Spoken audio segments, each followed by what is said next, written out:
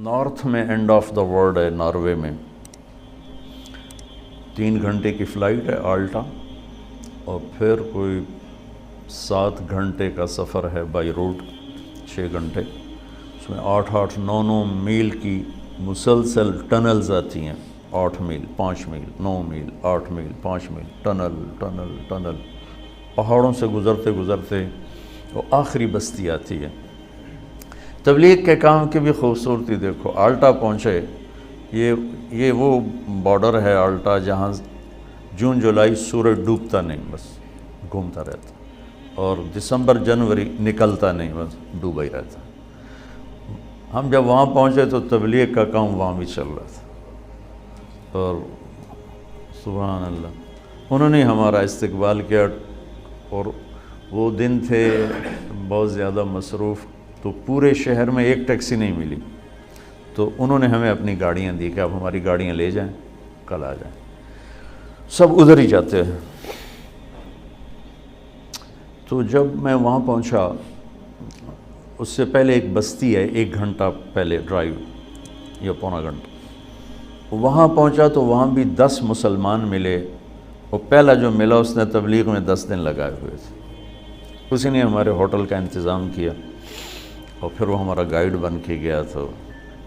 جب ہم قریب پہنچے تو دھند چھا گئی، یہ جو ہمارے ہاں سردی میں آتی، ہر شہر بند۔ میں کہا یا اللہ ایڈا تھکتے آیا تے اگو آئے بلاں گل چھڑی، مہربانی کر 2 منٹ نو رو پرا کر، میں ویکھاں تو صحیح، میں تو آیا ہی ویکھن واسطے۔ خیر وہ پتہ نہیں کوئی قبولیت کی گاڑی تھی، وہ ایک ریلا آیا بڑا خوفناک قسم، گزر گیا، اور پھر چمک۔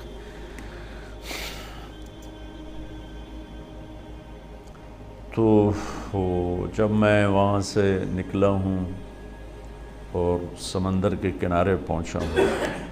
تو وہاں میری زبان سے نکلا اللہ اکبر، جب میں نے ابھی کہا بلا وہو الخلاق العلی، کیا زبردست ہے بنانے والا۔ میں تنوں انیس دی مسجد کے میں توڑی وہ کیفیت بنا، میں تو وہاں پہنچا ہوں، لیکن آپ میری کیفیت سے اندازہ لگا رہے ہوں گے کہ میں نے کیا دیکھا۔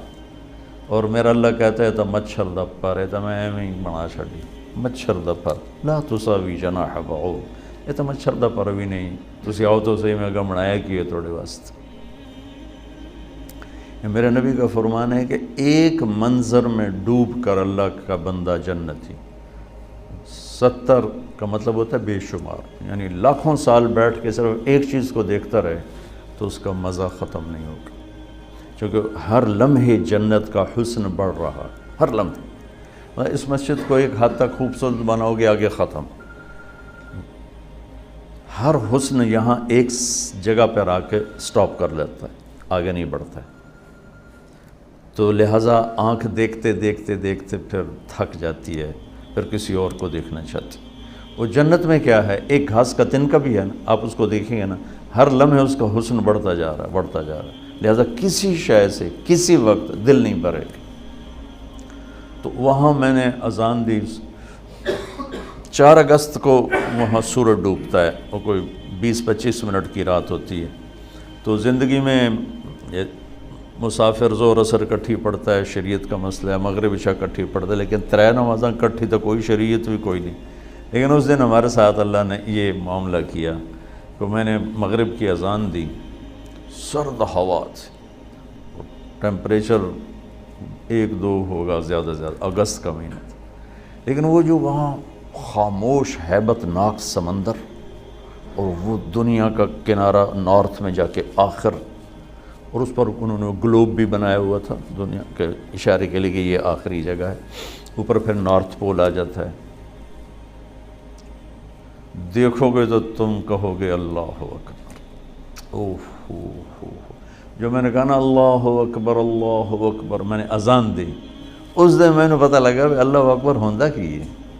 ایسے تو سپیکر منہ دیتا تو شروع ہو گئی۔ جب میرے سامنے اللہ کی قدرت کھلی ہوئی تھی،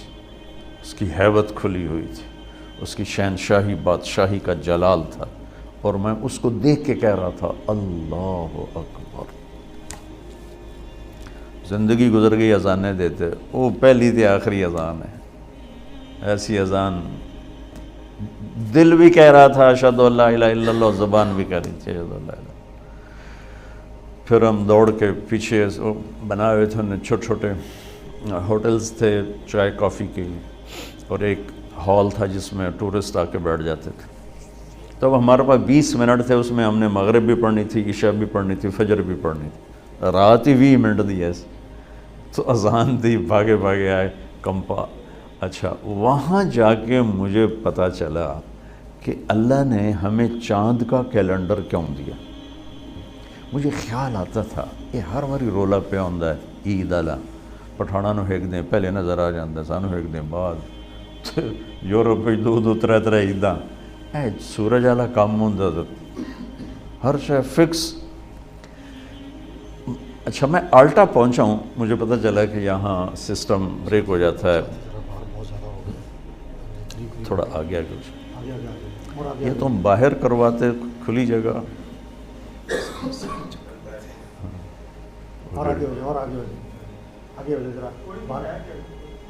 چلو ٹھیک ٹھیک ٹھیک۔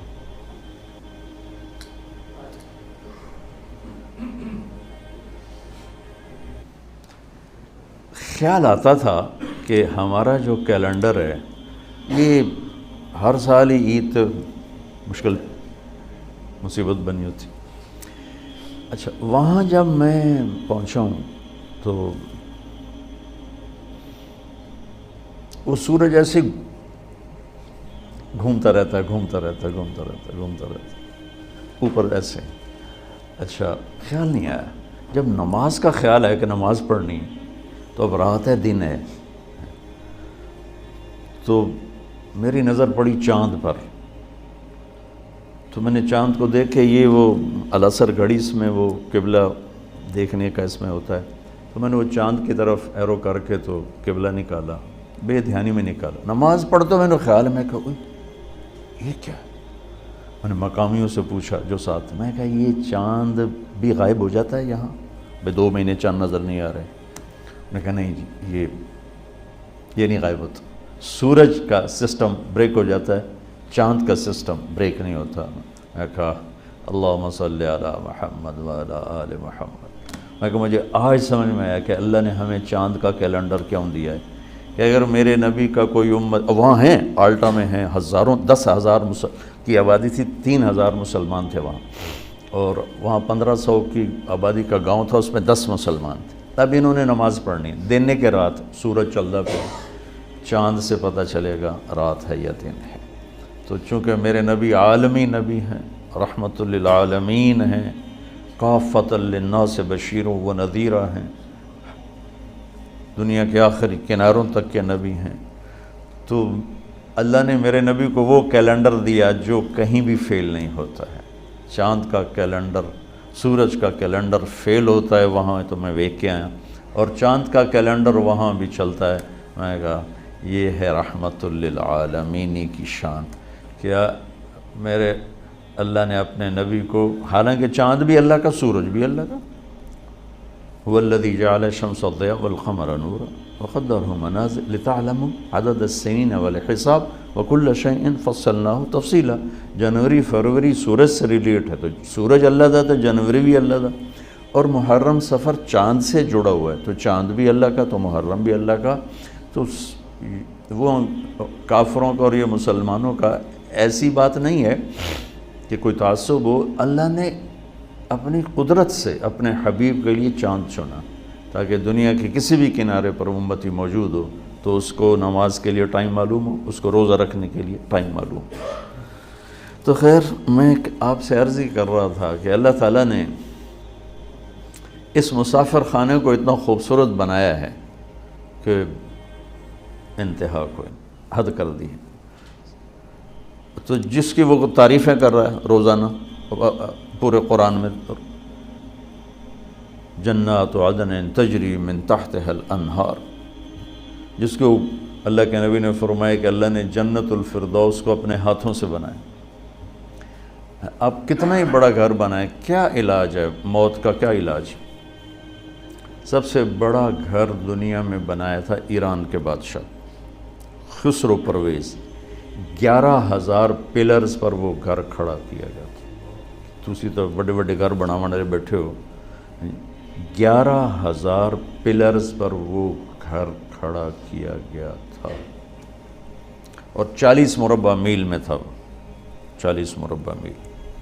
اور اس میں پوری دنیا سے یہ حسین ترین 3,000 باندیاں اس میں چھوڑی گئی تھیں اس کے حسن کے لیے، اس کی زیبائش کے لیے، اور جنگل میں 900 ہاتھی چھوڑے گئے تھے اس خسر پرویز کی ہیبت کو، اس لئے ہاتھی بڑی طاقت ہوندی ہے تو ہاتھی چھوڑے ہوئے تھے، اور اس کے نیچے 100 بڑے بڑے ہال تھے جو سونے چاندی سے بھرے ہوئے تھے، اور اس کو اس میں 10 سال رہنا نصیب نہیں، اور رومن امپائر اس وقت دب رہی تھی، تو اللہ نے قرآن اتارا، الف لام میم غلبت الروم فی ادنی الارض وہم من بعد غلبہم سیغلبون۔ کافر ہمارے نبی کو اور مسلمانوں کو تانا دے رہے تھے، تم کتاب والے ہو اور عیسائی بھی کتاب والے ہیں، ہم بھی بغیر کتاب کے ہیں اور ایرانی بھی بغیر کتاب والے کتاب والوں کی پٹائی کر رہے ہیں، ہم بھی تمہاری کریں گے۔ تو اس پر اللہ نے یہ آیت اتاری ہے، کوئی حال نہیں، آج جو مار کھا رہے ہیں کل انہیں جیت جانا ہے۔ اس پہ شرطیں لگ گئیں، وہ شرط لگانا اس وقت کوئی ایسا منع نہیں تھا، تو ابوبکر صدیق اور ابی بن خلف کی شرط لگی، 100 اونٹ کی شرط لگی، 10 اونٹ کی شرط لگی۔ تو اللہ تعالیٰ نے روم کو پھر فتح دی، اور انہوں نے اس سارے محل کو آگ لگا دی، وہ راکھ کا ڈھیر بنا دیا اس پورے محل کو، اور مسلمانوں میں سب سے بڑا گھر بنایا عبد الرحمن نے، عبد الرحمن الناصر، اسپین کا بادشاہ تھا 300 ہجری میں، وہ 4,316 پلر پر تھا وہ گھر، 4,000۔ اب اس کے کھنڈرات نظر آتے ہیں، لیکن یہ اتنا بڑا تھا، یہ اب وہاں اسیس نہیں ہوتا ہے، اور کسی کو پتہ بھی نہیں، مجھے پتہ تھا تو میں نے وہاں سے وہ اس میں قرطبہ میں پوچھ کے وہ مجھے پھر وہاں لے گئے، تو میں اس کے اوپر کھڑا ہوا دیکھ رہا تھا۔ 25 برس میں وہ گھر تیار ہوا تھا، 1,000 مستری اور مزدور اس پر کام کرتے رہے تھے، اور 10,000 خچر سامان لانے کے لیے، تاکہ رسد نہ ٹوٹے، پیچھے سے رسد نہ ٹوٹے، اور اس میں جگہ جگہ پارے کے تالاب تھے، پارے کے، سورج کی نقل و حرکت کو سامنے رکھ کر، تو جب وہ سورج کی شعائیں پارے پر پڑتی تھیں تو پارا تو اٹھاتا نہیں، ہلتا ہے، تو اس سے ریفلیکشن میں جو شعائیں جب پڑتی تھیں محل پر، تو پورا محل ایسے ڈانس کرتا نظر آتا تھا، ایسے ایسے، تو جو داخل ہوتا تھا شروع میں تو وہ ایک دم سمجھتا ہے تو ڈھانڈا پہ ہے، پھر تھوڑی دیر کے بعد اس کو پتہ چلتا ہے کہ یہ تو پارے کی شعائیں ہیں جو اس کو ایسے ایسے ایسے ایسے ایسے ایسے ہلا رہے ہیں۔ یہ میں آپ کو، میری گل لمبی ہو گئی، انسانی مزاج بتا رہا تھا، تو تھوڑا کہ انسان کے مزاج میں حسن پرستی ہے، لیکن ایک چیز کا طلبگار ہے، پھر اس کا طریقہ نہیں پتہ۔ گھر خوبصورت ہے، انہیں پتہ کیوں کرنا ہے، کپڑا کیسے خوبصورت ہو، گاڑی کیسے خوبصورت ہو، یہ سارا اس کو پتہ ہے، لیکن زندگی کیسے خوبصورت ہو یہ اس کو پتہ کوئی، کیونکہ اتنا بڑا گھر ہو اور اس میں زندگی ویران ہو تو مزہ تو نہ ہے۔ زندگی کیسے خوبصورت گزاروں کہ میرا من بھی خوبصورت بنے، میرے اندر خوشی ہو، 100 بار چمن مہکا، 100 بار بہار آئی، دنیا کی وہی رونق، دل کی وہی تنہائی، تو کیا فائدہ اس 100 بار چمن کے مہکنے کے اگر میرا ہی دل ویران اور اداس ہے؟ کیا لطف انجمن کا جب دل ہی بجھ گیا ہو، دل ہی مصیبت خانہ بجھا پڑا ہو، تو بڑے گھر چھوٹے گھر کیا معنی رکھتے ہیں، بڑا کاروبار چھوٹا کاروبار کیا معنی رکھتے ہیں؟ یہ علم کہ میری زندگی خوبصورت ہو، یہ صرف اللہ نے اپنے نبی کو دیا اور اعلان کیا کہ اگر زندگی کو خوبصورت دیکھنا چاہتے ہو تو بس پھر میرے نبی کے در پہ جھکنا پڑے گا، اور کہیں سے نہیں ملے گی۔ یہ علم بھی یہاں سے ملے گا، یہ سرمایہ بھی یہاں سے ملے گا، اور یہ طریقہ بھی یہاں سے ملے گا، راستہ بھی یہاں سے ملے گا، باقی سارا اندھیرا ہے۔ لقد، یوں میں نے آیت پڑھی، لقد کان لکم فی رسول اللہ اسوۃ حسنہ، کہ اگر تم اپنی زندگی کو حسین دیکھنا چاہتے ہو، خوبصورت بنانا چاہتے ہو، میرے نبی کا طریقہ اپنا، کہ اس کے اندر دل کی زندگی چھپی ہوئی ہے، کیونکہ دل جو زندہ رہتا ہے وہ